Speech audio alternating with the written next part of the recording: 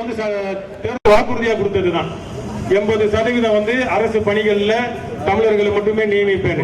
அதை சட்டமா ஏற்றுங்கன்னு சொல்றோம். நீங்க சொன்னதுதான் நாங்க சொல்றோம். தயவு செய்து எங்க அண்ணனை திட்டுறாங்க, எங்க தளபதியை திட்டுறாங்க, இவங்க எல்லாம் திரள் நிதி அது இதுன்னு போட்டு கொச்சையா பேசாம உங்க அண்ணனை திரும்ப திரும்ப சொல்றேன், உங்க அண்ணனை நெஞ்சில வச்சுக்கங்க, கண்ணை திறங்க, இந்த கோரிக்கையை கொண்டும் காது கொடுத்து கட்சியில அவர் ஆதரவாளர்கள் அவருக்கு வாக்களிச்சவர்களா இதை யோசிங்க. அவருக்கு நட்பண்பா இருக்கிறது, அவரை நீங்க உறவா கொண்டாடுறது நாங்க எந்த ஒரு குறையாக சொல்லல. இந்த மக்கள் பிரச்சனைகளை கோரிக்கைகளை கேட்டு நிறைவேற்றினா அது உங்க தளபதி விஜய்க்கு தான் பெருமை. நாங்களும் பெருமையா புகழ் பாடுவோம், நாங்களும் சோரொட்டி அடிப்போம், பதாகை வைப்போம், நன்றி தெரிவிப்போம், மாநாடு கூட நடத்துறோம். நீங்க மூலத்தை செஞ்சு கொடுங்க. சரியா? 2வது கோரிக்கை அது. 3வது கோரிக்கை, வடநாட்டிலிருந்து இங்க பல பேர் பிழைக்கிறாங்க, ஒன்னும் தவறு இல்லை. அவங்களுக்கும் ஒரு பாதுகாப்பு இல்லை. எவன் எங்க வரான், எந்த ஊருக்கு போறான், அவங்க பெண்களுக்கு என்ன பாதுகாப்பு? இப்ப கும்மிடி பூண்டியில அவங்க ஆளாலே அவங்க குழந்தைக்கு பாதுகாப்பு, எல்லாம் கஞ்சா போதை சாராயம், இப்படி ஒரு ரொம்ப கேவலமான நிலையில தமிழ்நாடு இருக்கிறதுனால இந்த இன்னர் பர்மிட் லைன் அசாம்ல இருக்கு, வடமேற்கு மாநிலங்கள்ல இருக்குன்றப்ப அப்ப இங்க கொண்டு வாங்க. யார் யார் வராங்க, எங்கெங்க வேலை செய்யறாங்க, எவ்வளவு நாள் இருக்க போறாங்க. அப்ப காவல்துறைக்கும் ஒரு எளிதா இருக்கும் குற்ற சம்பவங்களை கட்டுப்படுத்துறதுக்கு, அவங்கள ஒருங்கிணைக்கிறதுக்கு, அவங்களும் ஒழுங்கா வாழ்ந்துட்டு ஒழுங்கா போறதுக்கு, நம்ம மக்களும் நல்லா இருக்கிறதுக்கு. அப்ப அது ஒரு எளிமையான இது ஒரு அடிப்படை உரிமை மனிதன் வாழ்வதற்கு. இதை நம்ம கேட்கிறோம். அதனால அவரை நெஞ்சில வச்சிருக்கிறவங்க, விசில் அடிச்சவங்க எல்லாம் இதை கொஞ்சம் காது கொடுத்து கண்ணு திறந்து மூளை விழிச்சு கேட்டீங்கன்னா நல்லது நடக்கும். பாராட்டு எல்லா புகழும் உங்க தளபதிக்கு தான் சேரும். அப்ப இந்த 3 கோரிக்கைகளை உங்க தளபதியை நெஞ்சில மட்டும் வச்சுட்டு நீங்க மண்டையை திறந்து மூளையை திறந்து கண்ணை விழிச்சீங்கன்னா நல்ல காரியம் உங்களுக்கும் நடக்கும், எங்களுக்கும் நடக்கும். எல்லா புகழும் உங்க தளபதிக்கே சேரும்.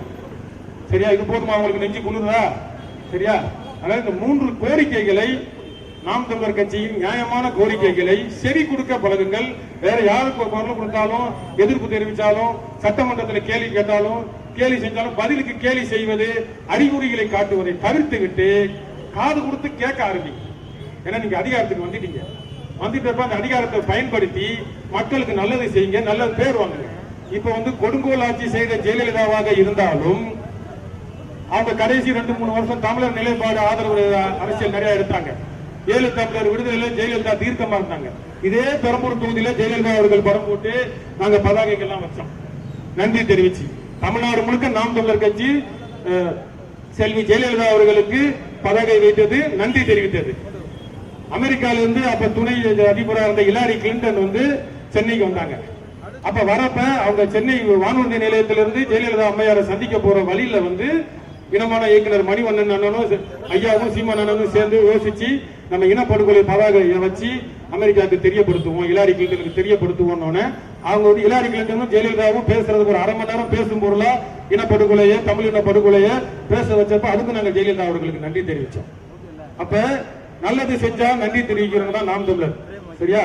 இதை நீங்க அடிப்படையா புரிஞ்சுக்கோங்க. இந்த திரள் நிதி, அந்த கெட்ட கெட்ட வார்த்தைகள், நாம் தமிழர்ல இருந்து ஆதரவா பேசுற பெண்களுக்கு இன்ஸ்டாகிராம்ல பேஸ்புக்ல இந்த கொச்சையா போடுறது, இந்த விர்ச்சுவல் வாரியர்ஸ், இந்த கொச்சை கேவலத்தை விட்டு விடுங்கள். தயவுசெய்து கெஞ்சி கேட்டுக்கிறேன். உங்க தளபதியை நெஞ்சில வச்சுக்கோங்க, மூஞ்சில பாத்துக்கங்க. தயவுசெய்து கண்ணையும் மூளையும் விழிங்கன்றதான் எங்களோட கோரிக்கை. இன்னைக்கு ஜூலை 5 2 சம்பவம், இந்த 6 வருஷத்துல 2 துயர சம்பவங்கள் நடந்திருக்கு. ஒண்ணு ஆம்ஸ்ட்ராங் கொலை செய்யப்பட்ட நாள் இன்னைக்கு. அப்ப நீங்க இன்னைக்கு அதிகாரத்துக்கு வந்திருக்கீங்க. ஏற்கனவே இந்த திமுக சரியான குற்றவாளிகளை கண்டுபிடிக்கல. இப்ப தீர்க்கமா ஒரு முடிவெடுத்து அவர் கொலைக்கு காரணமான குற்றவாளிகளை விரைந்து கண்டுபிடியுங்கள். அது ஒண்ணு. 2வது, இன்னைக்கு ஃபாதர் ஸ்டான் சுவாமி நினைவு நாள். இந்த மோடி வல்லாதிக்க இந்திய அரசினால் ஒரு 85 வயசு முதியவருக்கு அவர் சிறையில் இருக்கிறப்ப ஒரு ஸ்ட்ரா கூட கொடுக்க முடியாம, பார்க்கின்சன் நோய், நரம்பியல் நோய் பாதிக்கப்பட்டவருக்கு கொடுக்க முடியாம, ஒரு நீதியின் பொருட்டு மலைவாழ் மக்களுக்காக நீர் நிலத்துக்காக போராடின ஒரு தமிழர் வடநாட்டில் ஜார்க்கண்ட்ல போய் போராடி இறந்த நாள், கொலை செய்யப்பட்ட நாள் மோடி அரசு.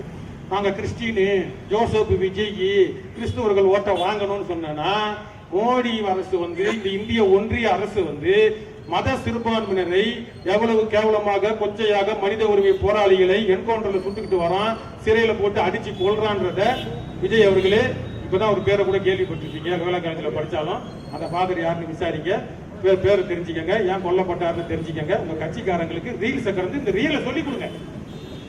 சரியா? நீங்களும் உங்க தொண்டர்களுக்கு உசுப்பேத்தி விடுற மாதிரி இனிமே என்ன நடக்கும், நாங்க பொறுப்பு இல்ல கபர்ச்சி இப்படின்னு டான்ஸ் ஆடுறதை விட்டுட்டு நான் உங்களுக்கு கெஞ்சி கேட்டுக்கிறேன். இது ஒரு லேர்னிங் ப்ராசஸ். உங்க தலைவருக்கும் வேணும், உங்க தொண்டர்களுக்கும் வேணும். செவி கொடுத்து முதல்ல கேளுங்க. அப்ப இந்த பிரச்சனையை வந்து நீங்க மோடியை எதிர்க்கிறேன், சமூக நீதிக்குன்னு வன்னி அரசு ஒரு அமைச்சர் போட்டுட்டேன் அப்படின்னு சொல்லிட்டு இந்த மாதிரி ஊரை ஏமாத்தாம நல்ல காரியங்களை செய்ய ஆரம்பிங்க. நாள் இருக்கு. சட்டம் ஒழுங்குல மட்டும்தான் உங்களை எல்லா கட்சிகளும் குறை சொன்னாங்க, நாங்களும் குறை சொன்னோம். சட்டம் ஒழுங்குன்றது குழந்தைகள் உயிர் போது, பெண்கள் உயிர் போது, அதுதான் குறை சொன்னோம். 6 மாசம் டைம் கொடு, 6 மாசம் டைம் கொடு. அப்ப திருசாமலை கை வச்சா சும்மா இருப்பியான்னு கேட்க வேண்டிய சூழ்நிலை வருது. அதனால அந்த 6 மாசமா இருந்தாலும் 6 வருஷமா இருந்தாலும் மக்கள் பணிகள்ல கவனம் செலுத்துங்க. சரியா 9 மணில இருந்து சாயங்காலம் 5 மணி வரைக்கும் அலுவலகத்துல வந்து போறவங்க நீங்க ஒரு அரை மணி நேரம் அந்த தலைமை செயலகத்திலே தூங்கிட்டு ஒரு 7 இருந்து 8 மணி வரைக்கும் பெரம்பூர் தொகுதிக்கு வந்து போக முடியாதா? முதலமைச்சர் வந்தாருன்னா இங்க துரிதமா வேலைகள் நடக்கும்ல. இது நியாயமான கோரிக்கை தானே. ஆனா தூங்க சொல்றாங்க இல்ல, எல்லாருக்கும் பணி இருக்கிறப்போ சோர்வு இருக்கும். அந்த சோர்வை முடிச்சிட்டு வாங்கல, ஒரு அரை மணி நேரம் 1 மணி நேரம் உங்களுக்கு தனிப்பட்ட அறை இருக்கும்ல, தூங்கி எந்திரிச்சு வாங்கல. நைட் டியூட்டி பாக்குற இன்ஸ்பெக்டர் எங்க தூங்குவாரு? ஆபீஸ்ல தான் தூங்குவாரு. கொஞ்ச நேரம் தூக்கிட்டு அடுத்த கட்ட பணிக்கு நகர்வாரு. அப்ப பெரம்பூர் தொகுதிக்கு வாங்க. உங்க இந்த பட்டாளங்கள் வானரங்கள் எல்லாம் கொஞ்சம் சொல்லி, நம்ம வளர்ந்துட்டோம்டா, நம்மளுக்கு வீட்டை முளைச்சிருச்சுடா, நம்ம ஆம்பளடா பொம்பளடா, நம்ம முதிர்ச்சி அடையணும்டா, நம்மளுக்கு வரலாறு தெரியணும்டா அப்படின்னு சொல்லி கொடுத்து வாங்க. அதனால இதெல்லாம் வந்தீங்கன்னா நல்லது ஒரு மாற்றம் உங்களுக்கும் நடைபெறும். உங்க கட்சியில இருக்கிறவங்களுக்கு இந்த ரீல்ஸ் பஸ்ல போறது, மெட்ரோ ட்ரெயின்ல போடுறது, ஆந்திரால அந்த இருக்கிறனா பவன் கல்யாணம் யாரோ பண்ணதை பார்த்துட்டு அப்பப்ப காப்பி அடிக்கிறது தயவு செய்து கெஞ்சி கேட்டுக்கிறோம். மக்கள் பிரச்சனைகள் இன்னைக்கு பகல் நேரங்கள்ல நண்பகல்ல 2 இருந்து 3 மணிக்கு ஒரு மின்சாரம் துண்டிப்பானாலே வீட்டுல உட்கார முடியல, இருக்க முடியல. அப்போ நீங்க வந்து இன்னைக்கு மின்சார தொல்லை வந்து எல்லா தமிழ்நாடு முழுக்க தலைவிரிச்சா இருக்கு. நீங்க தான் சொல்லியிருக்கிறீங்க புறம்போக்கு நிலங்கள்ல குடியிருந்தாலும் 40-50 வருஷத்துக்கு மேல அங்க வாழ்ந்துருந்தாங்கன்னா அவங்களுக்கு பட்டா கொடுக்க ஏற்பாடு செய்வோம். முந்தானத்து பூண்ட மொழியில அடிச்சு கொடுக்குறாங்க. அப்ப அது உங்க காதுக்கு கேட்கலையா? சரியா? அதனால விஜய் கட்சிக்காரர்கள் தாவேக்காரர்களுக்கு ஒரே வேண்டுகோள் என்னன்னா, அரசியல் செய்ய கற்றுக்கொள்ளுங்கள், தெரிந்து கொள்ளுங்கள். உங்கள் தலைமைக்கு இந்த கோரிக்கைகளை எடுத்து செல்லுங்கள். தளபதி அண்ணன் இதை செஞ்சா நல்லா இருக்கும், இதை வந்து மக்கள் நம்ம விரும்புறாங்க அப்படின்றத எடுத்து செல்லுங்க. இது ஒரு நல்ல ஆக்கப்பூர்வமான பணி. இப்ப ஒன்றிய அரசை எதிர்க்கிறேன்னு எந்த ஒரு போராட்டமும் பண்ணதில்லை. அப்ப இந்த ஸ்டாண்ட் சாமி நிகழ்வு சொல்றேன்னா இந்த மாதிரி வரலாற்றை அவங்களுக்கு சொல்லிக் கொடுங்க. மத ரீதியா மனித உரிமைக்காக போராடுறவங்கள இந்த ஒன்றிய அரசு, இந்த மோடி அரசு எப்படி வஞ்சிக்குது அப்படின்றத அந்த மக்களுக்கு உங்க கட்சிக்காரங்களுக்கு சொல்லிக் கொடுத்து ஒன்றிய அரசுக்கு எதிராக நீங்க போராட கற்றுக்கொள்ளுங்கள். போராடவங்க எவனும் எந்த ஒரு முதலமைச்சராக இருந்தாலும் பிரதமராக இருந்தாலும் பாஜக போராடி இருக்கீங்க. அவங்களை எதிர்த்து எச் ராஜா போராடுறாரு, அவர் போராடுறாரு. அவங்க ஒன்றிய அரசு அவன் அதிகாரத்தில் இருந்தாலும் எல்லாருமே போராடுறாங்க. ட்ரம்ப் எதிர்கட்சியா இருந்தாலும் போராடுவாரு, ஒபாமா எதிர்கட்சி, பில் கிளின்டன் எதிர்கட்சியா இருந்தாலும் போராடுவாங்க. உங்க கட்சிக்காரர்களுக்கு நான் விஜய் அவர்களிடம் கேட்டுக்கொள்வது, உங்க தொண்டர்களை நீங்களும் நெஞ்சில வச்சுக்கோங்க, மூஞ்சில வச்சுக்கோங்க. தயவுசெய்து போராட கத்துக் கொடுங்க. மக்கள் பிரச்சனைகளை காது கொடுத்து கேட்க சொல்லுங்க. இந்த பெரம்பூர் தொகுதிக்கு தனியா ஆப் கொண்டு வரோம், அந்த ஆப்ல நீங்க அது பண்ணலாம், இது பண்ணலாம். எல்லாரும் மக்கள் தானே, தமிழ்நாடு முழுக்க தானே உங்களுக்கு போட்டு போட்டாங்க. இப்போ நம்மளுக்கு நீங்க நல்லது செய்யணும்னு நோக்கத்தோட வந்திருந்தீங்கன்னா எல்லாருமே நல்லது செய்தாங்க. தமிழ்நாட்டுல 108 சீட்டு, அதுல 1 கழிஞ்சா 107. எதுக்குடா மீண்டும் தேர்தல்?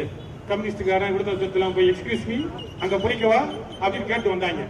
அவங்களும் சரி போய் தொலை, நாங்களாம் ஒரே கூட்டணி, ஆனா நாங்க விஜய்க்கு ஆதரவுன்னு சொல்லி வந்தாங்க. ஏன்னா இன்னொரு தேர்தல் மக்களுக்கு வேணாம், அந்த ஒரு நிதி சுமை தேர்தல் ஆணையத்துக்கு மக்கள் போன வீணாகணும் தான் எல்லா கட்சியும் ஒத்துழைச்சாங்க. நீங்க அதிகாரத்துக்கு வரணும். கவர்னர் மட்டும் உங்களை ஒரு வாரம் அலங்கரிச்சாரு. சரி, அப்ப தேர்தல் வரக்கூடாதுன்னு நினைச்சு உங்களுக்கு ஒரு வாய்ப்பு கொடுத்தா இப்ப 10-15 பேரை கூப்பிட்டு நிக்கிறீங்களே, என்ன கணக்கு இது? இப்போ நீங்க மோடிக்கு எதிராக இருக்கிறீங்க அப்படின்னு சொல்றீங்க, ஒன்றிய அரசுக்கு எதிராக இருக்கீங்கன்னு. இந்தியா முழுக்க இருக்க காலி இடங்கள்ல இடைத்தேர்தல் அறிவிச்சவங்க ஏன் தமிழ்நாட்டுல மட்டும் அறிவிக்கல? அப்ப இன்னும் எத்தனை உருப்படிகள் வரப்போகுது? அப்ப நீங்க யாரோட தொடர்புல இருக்கிறீங்க? மோடி காட்டுறதுக்கெல்லாம் கையெழுத்து போட்டுட்டு எல்லாம் போட்டுட்டு இருந்தீங்க அப்படின்னா ஒரு பிரயோஜனமும் இல்லை. ரீல்ஸை ரியலா மாத்துங்க. எங்களோட கோரிக்கை வந்து ரீல்ஸை ரியலா மாத்துங்க. காது கொடுத்து கேளுங்க. மக்கள் பிரச்சனைகளை காது கொடுத்து கேளுங்க. வந்து அங்க ஒரு கேலி கூத்தா சட்டமன்றத்தையோ ஒரு பொதுக்கூட்டத்தையோ ஒரு டிபேட் ஒரு விவாதத்தையோ எதுவும் மாத்தாம நீங்க தாராளமா விசில் அடிங்க. அவரை நெஞ்சில வச்சுக்கோங்க, அவரை மூஞ்சில வச்சுக்கோங்க, வேற எங்க வேணா வச்சுக்கோங்க. ஆனா மக்கள் பிரச்சனைகளை காது கொடுத்து கேளுங்க. எங்களோட நியாயமான கோரிக்கைகளை மண்டையில ஏத்துங்க, கண்ணை திறங்க. நல்லது நடக்கட்டும், எல்லாரும் சேர்ந்து போராடுவோம். எல்லா புகழும் உங்க தளபதிக்கே இதெல்லாம் செஞ்சாருன்னா போய் சேரட்டும். நாங்க வாழ்த்து தெரிவிப்போம், பாராட்டு தெரிவிப்போம். செய்யலன்னா அதே விசில் அடிக்கிற ஆளுகளை வச்சு எதிர்வினை ஆற்றுவதற்கு ஏற்பாடு செய்யலாம். நன்றி. நாம் தமிழர்.